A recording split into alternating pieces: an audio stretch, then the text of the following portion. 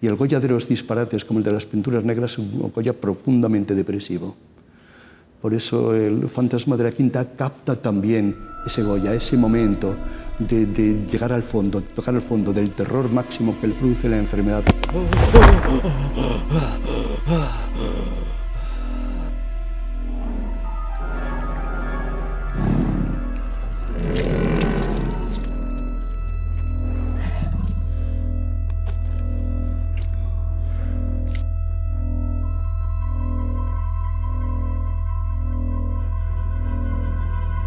El Fantasma de la Quinta es un cortometraje que narra de manera onírica esos 4 años que Francisco de Goya pasa en la Quinta del Sordo, donde pinta las pinturas negras en las paredes de la propia casa. El Goya de la Quinta del Sordo es un Goya absolutamente interiorizado, introspectivo, tiene muy poco contacto con la realidad exterior.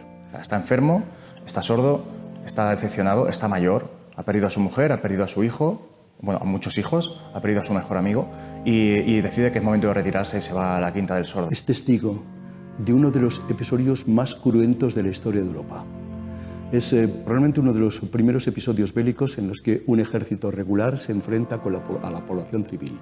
Es un artista que ha perdido ya toda la confianza en el ser humano y que de alguna manera aspira a que su vida acabe. Hay que tener en cuenta que está muy solo. La idea de que sería muy interesante contar en un tono de terror gótico una historia utilizando ese tiempo que Goya estuvo en la casa para hablar sobre todos esos temas para los cuales Goya es perfecto, que son sobre la muerte, sobre la relación del artista con la obra, pero desde el punto de vista de la mortalidad y de la relación del artista con el espacio que habita su obra. ¿Quién eres, amigo mío, que traes semejante compañía contigo? ¿De qué haber no escapaste, plagado de horrores, brujas y príncipes de corona de cuerno?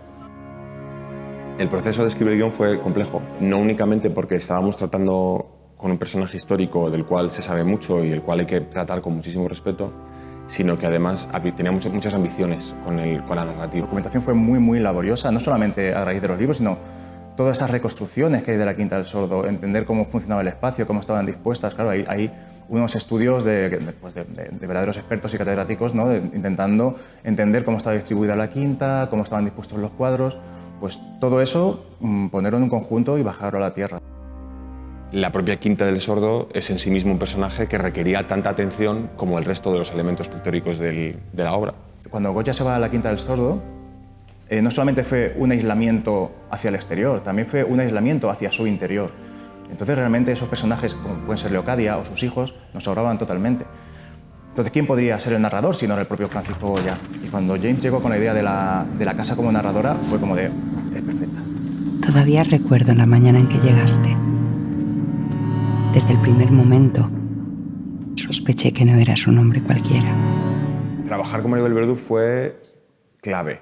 Y teníamos claro que había que apostar por una voz femenina y cuando Maribel accedió a hacer el corto y vimos la primera prueba, creo que a todo el mundo se nos puso los pelos de punta. Y de día de hoy, de hecho, es uno de mis elementos favoritos de todo el corto, porque automáticamente te agarra del alma y te lleva, ¿no? con ella en su viaje emocional. Y creo que es uno de los pilares fundamentales del corto. Nunca conocí tu nombre, pero conozco a tus monstruos. Y por tanto, en esa soledad tan completa, él mismo deja muy pocos testimonios más allá del enigma de las propias pinturas negras. La obra más enigmática de Goya, la que deja menos referencias para poder ser interpretada, es la de los disparates y la de las pinturas negras. Cuando las contemplas, es mirar a los miedos más atávicos del ser humano. La obra de Goya es tan plástica que considerábamos que la animación era el único medio con el cual podemos contar esta historia sin romper el pacto de ficción con la audiencia. Porque tanto los elementos más fantásticos de la obra como los elementos más tangibles de la obra conviven estilísticamente en el mismo mundo y todo es más compacto y queda más encerrado. Sobre todo con los avances técnicos que hay ahora en la animación podíamos hacer o sacar todos los elementos plásticos, desde los trazos, las paletas, las composiciones, los dibujos, las proporciones de toda la obra de Goya y como comprimirlo y sacar, digamos, como todo ese jugo mágico y plasmarlo en una obra audiovisual con animación. Entonces, Ahí Pacoto fue fundamental. Mi trabajo empezó generando a esos personajes grotescos de Goya, los fantasmas sobre todo, las brujas, el macho cabrío, cómo interpretarlo y cómo intentar sacarlo de esos lienzos, de esos cuadros, sacarlos a animación, como un personaje más. Construir ese estilo en el cual, sintetizando la obra de Goya, poder diseñar los personajes manteniendo dentro de lo posible o dentro del homenaje la verdad de esos personajes y de ese estilo goyesco, ¿no? Utilizamos las propias pinturas negras como arranque, pero luego se fue más a un estudio del artista, de aprender de él, aprender sus métodos, conocer un poco esas cosas que él tenía en la cabeza, cómo las llevaba a cabo. De repente, como pasar de simplemente hacer concepts para un proyecto de animación a ya intentar hacerle incluso un homenaje. Entonces, conforme más estudiaba, más personajes e ideas y cosas salían a flote, por lo cual queríamos plasmar ese imaginario de Goya. El mundo de la sinrazón, donde se producen los monstruos. Monstruos que te llevan a esas prácticas absolutamente irracionales, violentas, antisociales máximas que Goya quiere desterrar. 4 años, más o menos, generando arte, pintando, estudiando Goya, pintando esos fantasmas. Pero no era fácil, porque interpretar los personajes de Goya es algo muy complejo. Y hubo un momento que me di cuenta que no estaba entendiendo a Goya, que me estaba centrando en interpretarlos de una manera más enfocada a la animación que al propio cuadro. Decidí empezar de cero, quitar de en medio, hacer bocetos y todo eso, y centrarme en pintar libremente en la mancha, en una clase de elementos que estaban muy bien plasmados en las pinturas negras, pero que yo no terminaba de entender. Entonces hablé con James, le dije que quería empezar de cero. A James le pareció bien, por suerte, y rehicimos todos esos personajes, fantasmas, brujas, tal, ya más enfocado a entender a Goya, entender cómo plasmaba él sus personajes. Una vez construimos, digamos, todo el proyecto, teníamos la historia, teníamos el guión, teníamos toda la visión artística y los diseños, todo esto había que aterrizarlo en manos de un estudio que fuera capaz de llevarlo a cabo y que entendiese nuestras ambiciones y viesen en el proyecto una oportunidad para contar algo de ellos mismos también y que vieran valor. ¿Qué tal? ¿Cómo estás? Desde que empezamos esta empresa no hemos tenido algo similar a esto. El año pasado conocimos a James, nos volvió a traer a la cabeza el hecho de hacer producción propia y bueno, pues aquí está.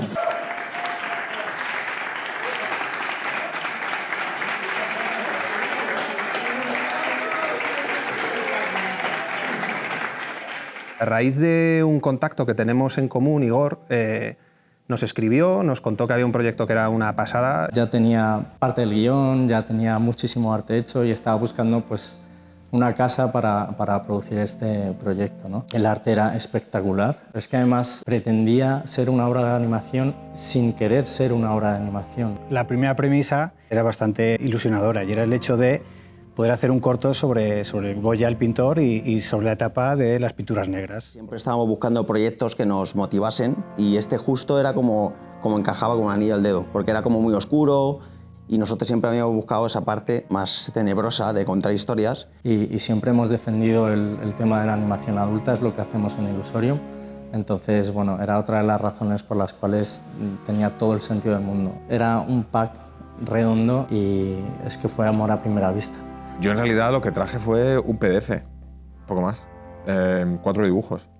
Lo que pasa es que pues deberían ser los 4 dibujos adecuados. Cuando vimos todo ese primer briefing con todo el desarrollo visual, toda la parte de arte, diseño de personajes, bueno, nos fascinó. O sea, es espectacular, es un trabajo que hemos trabajado con muchos directores, pero en concreto el trabajo de James en ese aspecto es brillante. Yo creo que fue muy importante también esa primera impresión que tienes al conocer a una persona y decir esto realmente puede funcionar, ¿no? Y así ha sido. Les conocí en un momento ideal, porque eran un diamante en bruto. Además recuerdo, en cuanto acabamos la primera presentación, de llamar a algunos amigos y decir, creo que he encontrado el secreto mejor guardado de este país, porque en ese momento estaban empezando a hacer proyectos que ahora son públicos, pero que hace 3 años todavía eran top secret, y salí de ahí pensando, esta gente está haciendo una cosa increíble y nadie lo sabe. Y encima quieren hacer este corto, perfecto. Cuidado, vamos a pensarlo,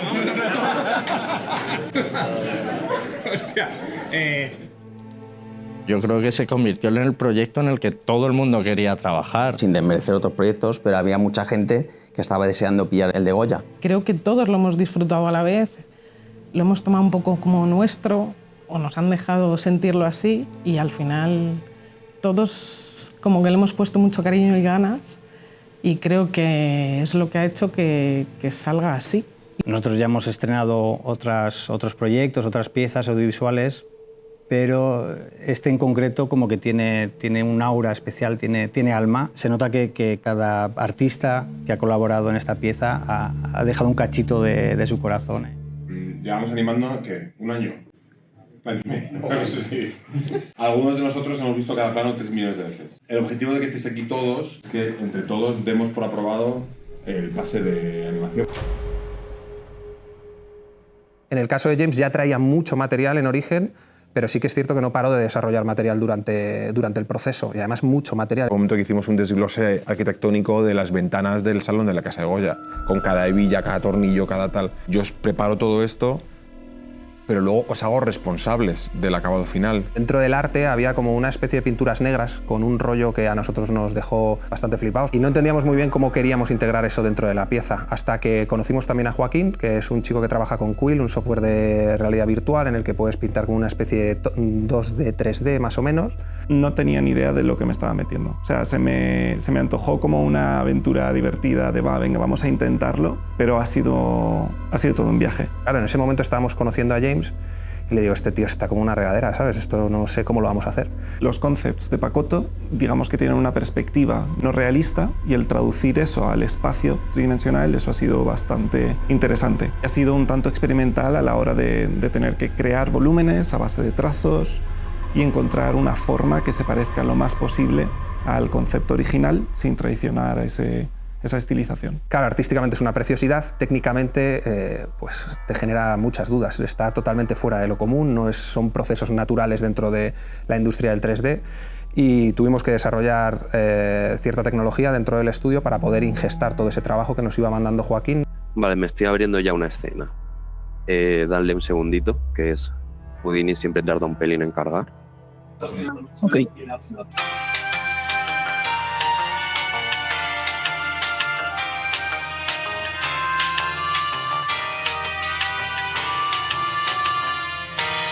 Aquí tendríamos un ejemplo.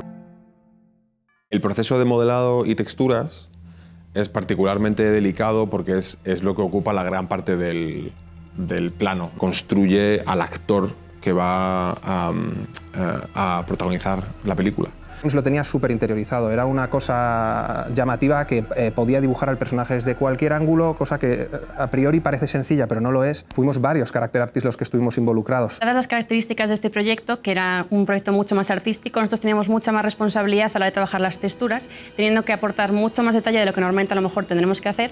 Y es raro, no es común que en un solo personaje se involucren 3 character artists, además del director. Hacía falta un personaje con un cierto magnetismo que mantuviese la atención del espectador dentro de la película, que comunicase de un primer vistazo quién es este personaje y qué personalidad tiene, porque él es incapaz de hablar, ¿no?, con la audiencia. ¡Ahí, ese es el bueno, ese es el bueno!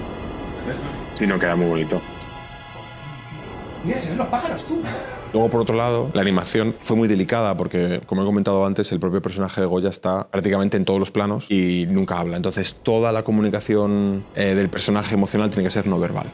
Sí que es cierto que era un reto cuando nos llega de primeras porque, claro, es un personaje solo que está dentro de una casa, tiene además una evolución muy amplia durante el corto, es decir, pasan muchos años y él se va deteriorando progresivamente. Entonces teníamos que hacer un trabajo de exploración intenso. Meternos un poco, ¿no?, en la mente de Goya, cómo está en ese momento, intentar grabarnos y que quede lo mejor posible para luego pasarlo al plano.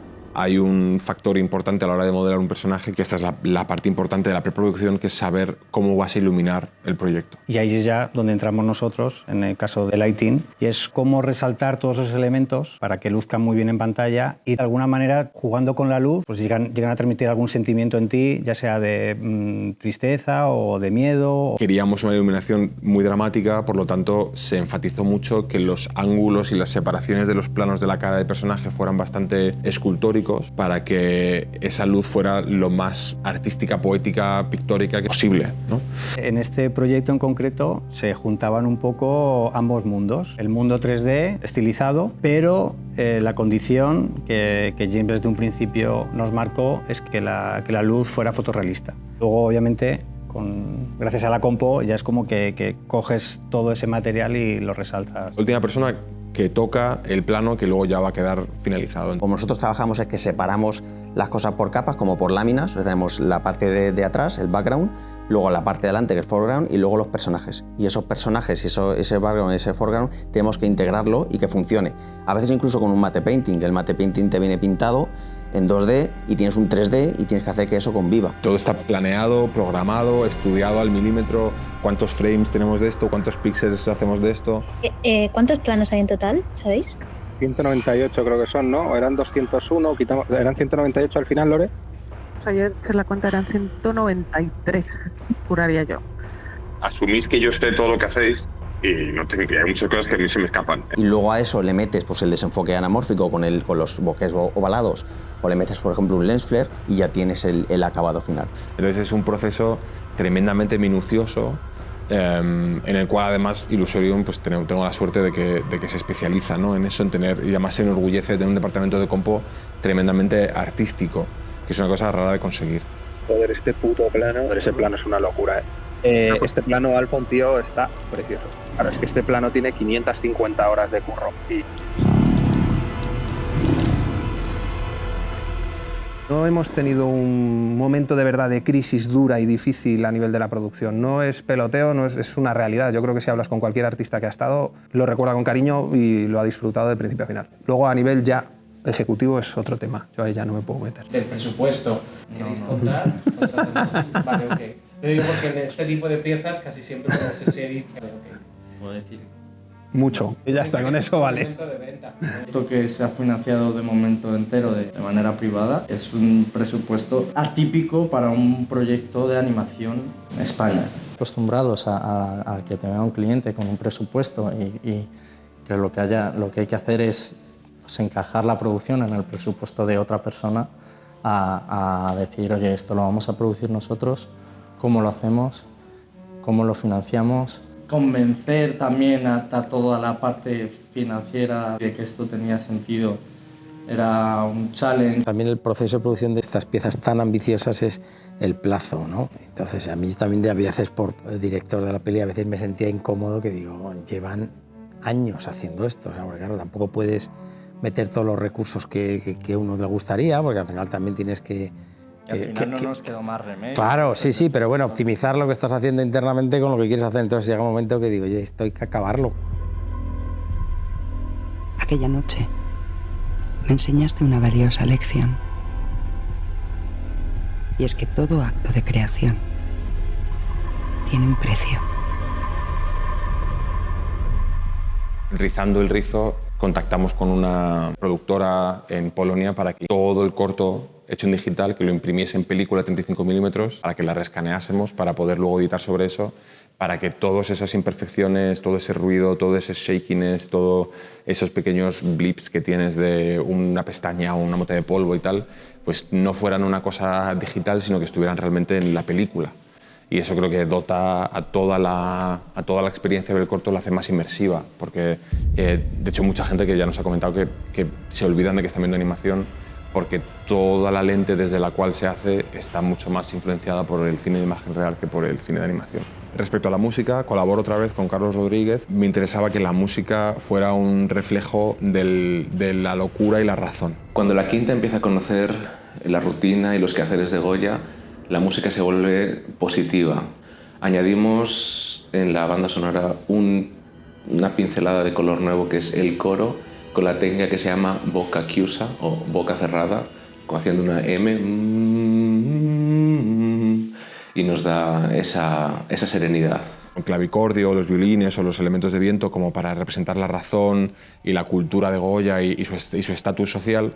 Y rápidamente la música, como las pinceladas, se empiezan a distorsionar, se empiezan a deformar y nos adentra en el mundo de la pesadilla. Cambiando la técnica, cambiando el trazo, vamos deformando poco a poco la sonoridad de la orquesta y convirtiéndola en una cosa totalmente de pesadilla. La instrumentación más pagana, ¿no? Pues los tambores, los ritmos, los taconeos, las castañuelas, los gritos, los cantos, el canto hondo y tal, para representar toda la parte de la oscuridad, de la locura de Goya, ¿no?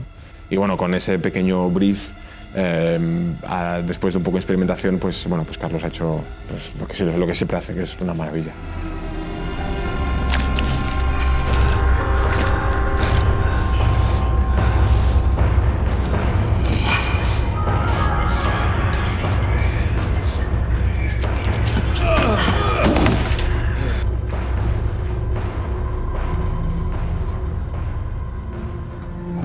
Impresionante, ¿eh? Sí. Obviamente impresionante. O sea, para mí es historia ya de la animación esto.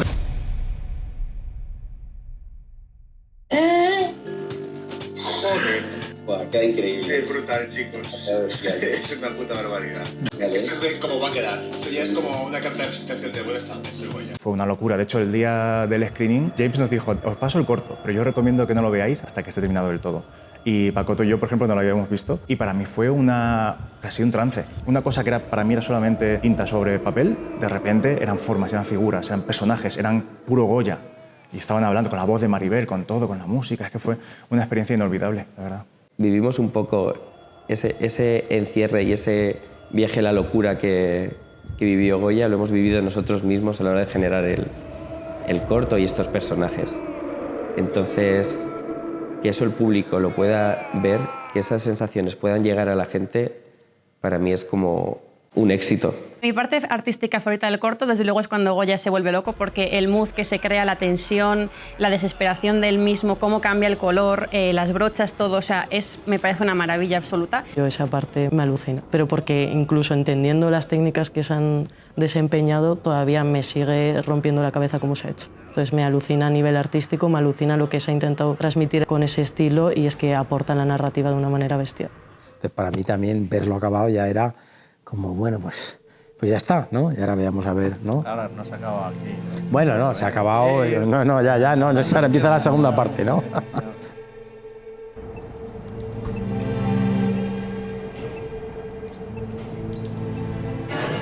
¿Qué pasa? ¿Qué haces? Ahí, que se me vean los ojos de la nariz, ¿no? Desde el ángulo ese. La gente bajita grabándome. Madre mía. Claro, pero si grabo yo, tú no sales. Ese es el problema. Es mejor salir yo mal. Nos gustaría moverlo más allá de los círculos habituales. Recorridos de museos, incluso en escuelas.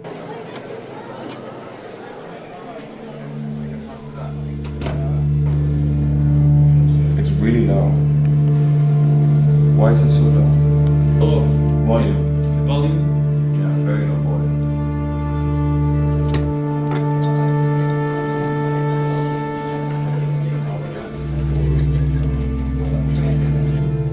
Now, probably this is the time to start. Give me a little context as to what the story is about.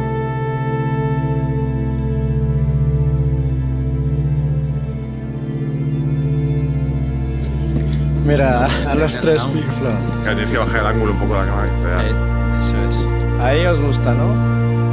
Se nos va James. Pero te vemos el martes y la siguiente te vemos el viernes. Y luego ya nos vamos de viaje y luego ya me Te llevas tu lámpara. Claro, yo llevo la lámpara. Me llevo mi lámpara, ¿te das cuenta? Hombre, volveré cuando haga falta volver. Estamos esperando porque ya hemos mandado a Tribeca y a Nessie para la preselección.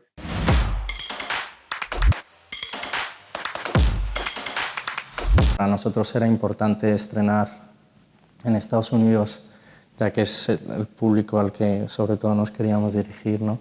Y fue precioso ver como gente que muchos no sabían ni quién era Goya, ¿no? Pues esa sensación que le causa y que lo que han hecho después es irse al Prado a conocer más la obra de Goya. Creo que es espectacular. Yeah, I want to know so much more about Goya. I want to know so much more about animation. I want to know how this artist could bring all this technology and make it feel like it's inside of us or inside of the character and we're in the character. Just everything. Amazing. El fantasma de la quinta. Quinta's Ghost, directed by James Castillo. El fantasma de la quinta. El fantasma de la quinta. Estamos en las zombies. Yo quiero seguir haciendo cosas juntos, yo tío. me la pienso dos veces. Bueno, la próxima. dejamos un espacio, esto siempre está bien, darse un tiempito. Ojalá empezar mañana con otro. Sí, muy guay. Venga, queda, no seas tonto. Ya, por favor, me estoy muriendo de verdad. Ya está. Oye, pues fíjate.